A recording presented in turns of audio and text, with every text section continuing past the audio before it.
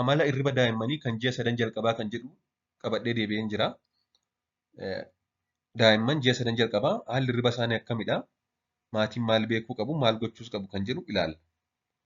Akkuma beektani boo'uun karaa itti daa'imman maatiitti waa himatanidha. Karaa itti maatii waliin kominikeet godhanidha. Ji'a 3 jalqabaa daa'imman boo'uu baay'isu. Sababni isaas yeroo hunda karaa sana waa himatu waan ta'eef. Fakkeenyaaf yeroo beela'an, yeroo hirribni isaanii dhufu, yeroo akka daayipperiin jijjiiramuuf fedhan, yeroo itti ho'u yookaan yeroo itti qorru, yeroo baatamuu fedhan, akkasumas yeruma kamuu yeroo waa barbaadan boo'uun waa himatu waan ta'eef.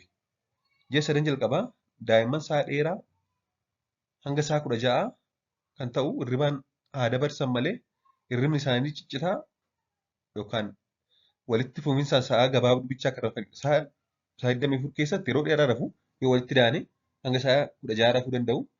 Haa ta'u malee immoo yeroo gaggabaabduu xiqqeessanii rafu. Akka nama guddaa guyyaa ilaalaa oolanii yookaan halkan hin rafani. Daa'imman tokko kan inni boo'u yeroo hunda waan rakkoon jiraateefis miti takka takka daa'imman tokko rakkuma tokko malee kan boo'an jiru.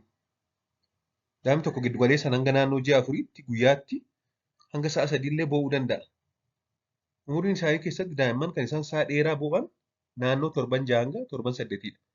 Naannoo ji'a 2dha jechuudha isaan baay'ee boo'an. Kun baay'inaanii yeroo hedduu gara galgalaa fi halkan caala. Akkasuma ta'es daa'imman tokko ofuma callisanii kan hiixatanii boo'an jiru. Keessumaa kanneen infaantaayil koolik qaban garaa ciniinnaa daa'immanii kan jedhamu. Kanneen akkasii mallattoo dhibee fayyaa hin qaban taanaan guddataa jiru, harman xuuxu, ulfaatinni isaanii dabalaa jira taanaan yeroo hedduu rakkoo hin qabu.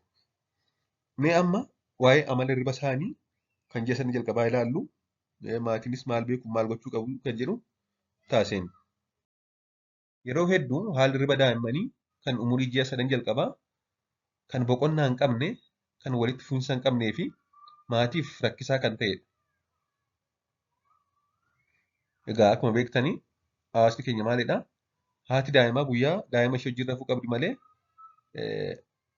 halkan rarrafattee yaaduu hin qabdu. Yeruma guyyaa daa'imni rafuu wajjin xinnoo boqochuu qabdi. Isaanis hirribni isaanii ciccitaadha. Sa'a dheeraa walitti fufanii rafanii amma dammaqu. Akkasumas daa'imman garaagarummaa guyyaaf halkanii hin beekanii. Akkasumas dafanii xiqqoo qofa harma hodhanii dafanii beela'u waan ta'eef halkanis guyyaas amma garaagarummaa sa'aatii 4dhaan sa'aatii 3faadhaan hirribaa ka'anii harma xuuxu jechuudha. Kanaaf kanneen sababa ta'an keessaa tokko daa'imman hanga ji'a 3tti xannachi isaanii kan piiniyaal gilaand jedhamu kan hormoonii hirribaa meelaatoniin jedhamu oomishu hojiin jalqabu. Hanga naannoo ji'a 3tti xannachi piiniyaal gilaand jedhamu meelaatoniin oomishu waan ta'eef haalli hirriba isaanii jeeqamaa ta'a jechuudha. Ji'a 3 booda garuu xannachi kun hormoonii kan waan oomishuuf haalli hirriba isaanii tasgabbaa'aa deema, sirrataa deema jechuudha. Akkasumas aannan harma haadhaa kan gara ganamaa keessa keemikaala koortisool jedhamu kan akka daa'imman dammaqoo kan alert ta'an taasisu waan jiruuf akka dammaqoo ta'anii oolaniif ni gargaara. Aannan daakuu ammoo wantoota kana hin qabu. Haa ta'u malee kanneen aannan harma haadhaa qofa fudhatan kanneen aannan biroo kan foormulaa milkii fa'aa dhuganirra haalli hirriba isaanii xiqqoo fooyyee qaba. Sababni isaas aannan harma haadhaa kan gara halkanii hormoonii meelaatoon jedhamu waan of keessaa qabuuf akka daa'imman rafan taasisuu danda'a. Kanaaf egaa aannan harma haadhaa kan gara ganamaa keemikaala koortisool jedhamu qaba.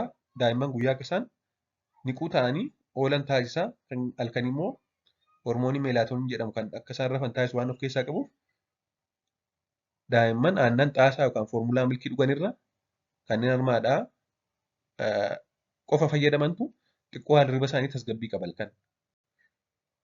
Akkasumas egaa marsaan hirriba isaanii gaggabaabduu daqiiqaa 30 hanga 50 rafu.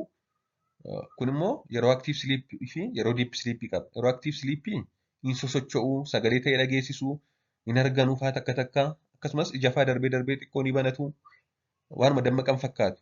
Yeroo diip siliippii seenan immoo callisanii suuta qilleensa baasaa galchaa suuta arganaa rafu jechuudha. Kuni lamaan saayyuu daqiiqaa 50 keessatti raawwata. Ji'a 3 booda garuu suuta guyyaa caalaa harkaan rafuu jalqabaa deemu. turtiin halkan rafan dabalaa kan guyyaa rafan gabaabbachaa deema jechuudha ji'a sadii booda. Kanaaf haadholiin ji'a sadan jalqaba akka daa'imni tasgabbaa'ee rafu eeguu qaban jechuudha. Eeguu qabanii halkan qofa rafanii yaaduu qaban guyyaa yeroo daa'imni rafu wajjin rafanii halkanis yeroo inni ka'u waliin ka'uu barbaachisa. Haala hirriba daa'immanii kana fooyyessuuf kan maatiin gochuu qaban jalqaba of amansiisuudha. Yeroo daa'imni dabalaa deemu umuriin isaa ji'a sadii darbaa deemu sirraa akka deemutti of amansiisuudha. Akkasumas always yeroo ijoollee raffisan dugdaan raffisuu qabu. Siree isaan irra rafan duwwaa fi qulqulluu taasisuu qabu. Siree isaaniirra shaangulliitii, tiraasii maal kun jiraachuu hin qabu. Akkasumas immoo waliin siree tokkorra rafuurra daree tokko keessa siree kophaatti xiqqoo ishee qopheessanii fi waliin gola tokko siree garaagaraa irra rafuudha. Akkasumas daree isaan keessa rafanis ho'inni isaa giddu galeessa ta'uu qaba. Qorrus ho'uus hin qabu. Akkasumas itti qorrannee uffata itti baay'isuu hin qabnu. Uffata yoo itti baay'isne baay'ee yoo ta'e hin jeeqamu waan ta'eef. Daree isaan keessa jiranis aarri adda addaa kan kasalaa ta'uu, kan tambu'aa ta'uu, kan kamii aarri adda addaa jiraachuu hin qabu. Akkasumas guyyaa waliin sirriitti haasa'uu fi ifti ga'aan akka gola isaanii bakka isaan jiran jiraatu taasisuun halkan ammoo sagalee xiqqeessuu fi ifa manaa dimismisa taasisuun garaagarummaa halkaniif guyyaa suuta barsiisaa deemuun barbaachisaadha. Akkasumas daa'imman akka sa'a dheeraa rafaniif kanneen ji'a 4-5 gadii hanga isaan gaggaragaruu jalqabanitti jechuudha fooxaan maruun raffisuu hanga ji'a 3-4tti. Ji'a 3-4 booda keessuma ji'a 4 booda ofirra gaggalagalu waan ta'eef kun isaan xaxee isaan rakkisa. Kanaaf akkas hin taane hanga ji'a 4tti daa'imman fooxaadhaan maruun raffisuu. Suuta yeroo raffisuu jennu suuta sochoosaa, uruursaa, sagalee sossobuu dhageessuun uruursuun raffisuu. Yeroo isaan rafan haadha buddeenaa afaan kaa'u, enjeraa innaatii jedhamu kana.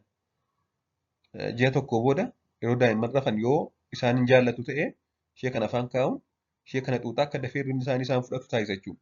Isheen kana afaan keenye ishee xuuxaa akka dafee hirribni isaan fudhatu taasisa akkasumas sa'a dheeraa akka isaan rafan ni gargaara. Akkasumas daa'imman raffisuuf hanga isaan baay'ee dadhabanitti eeguu hin qabnu. Hanga isaan baay'ee dadhabanii hirribni isaanii dhufee baay'ee jeeqamanitti eegnee raffisuu dhiisuun yeroo isaan mallattoo tokko mallattoo akka hirribni isaanii dhufaa jiru agarsiisan tokko agarsiisan dafnee baannee uruursinee raffisuutu irra gorfama.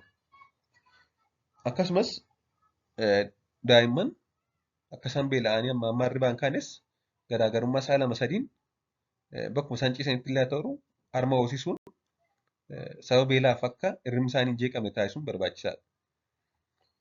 Kanaaf akka waliigalaatti ji'a sadan jalqabaa sababa piiniyaal gilaandiin isaanii hormoonii meelaatooniin hin oomisneef hirribni isaanii jeeqamaadha. Halkaniif guyyaa addan baasanii amma ka'u, amma rafu, inni hiixatuun boo'u. Ji'a sadii booda garuu kun sirraa'a.